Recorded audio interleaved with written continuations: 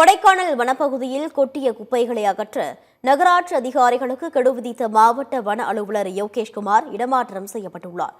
திண்டுக்கல் மாவட்டம் கொடைக்கானல் நகராட்சி பகுதியில் சேகரிக்கப்படும் குப்பைகள் பிரகாசபுரம் குப்பை கிடங்கில் கொட்டப்பட்டு மக்கும் மக்காத குப்பைகளாக பிரித்தெடுக்கப்படுகின்றன. இதனிடையே அருகில் உள்ள வனப்பகுதிக்குள் 20 மீட்டர் அளவிற்கு குப்பைகள் மலை போல் குவிந்துள்ளன. பிரகாசபுரம் மக்கள் அளித்த புகாரை தொடர்ந்து மாவட்ட வன அலுவலர் யோகேஷ்குமார் மீனா நேரில் ஆய்வு செய்தார். வனப்பகுதியை ஆக்கிரமித்து குப்பை கொட்டப்பட்டது குறித்து நகராட்சி அதிகாரிகளிடம் அவர் கேள்வி எழுப்பினார். குப்பைகளை அகற்றவில்லை என்றால் நகராட்சி அதிகாரிகளின் மீது சட்டப்படி நடவடிக்கை எடுத்து கைது செய்யப்படுவர் என எச்சரிக்கையுடன் கெடு விதித்தார்.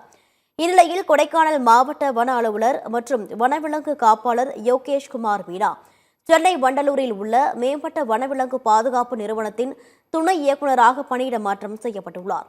அவருக்கு பதில் தமிழ்நாடு ஈரநில இயக்கத்தின் உதவி இயக்குநர் அரவிந்த் கொடைக்கானல் மாவட்ட வன அலுவலராக நியமிக்கப்பட்டுள்ளார்.